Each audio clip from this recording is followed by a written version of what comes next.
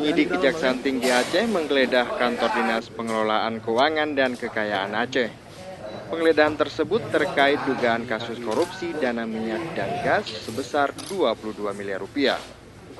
Pantauan Aceh Video, penyidik menggeledah ruang bidang pembendaharaan dan ruang kerja kepala kantor. Penggeledahan yang dilakukan sejak pukul 10 pagi, petugas mengamankan sejumlah dokumen dan perangkat CPU komputer. Penggeledahan kantor DPKKA ini untuk mencari dan melengkapi bukti kasus dugaan korupsi dana minyak dan gas tahun 2010 yang melibatkan mantan kepala DPKKA Paradis dan 2 mantan pejabat di dinas tersebut. Dari Banda Aceh, Mulyadi melaporkan untuk Aceh Video. Oh enggak, ini masih angkat barang nih, angkat CPU, angkat kertas semua.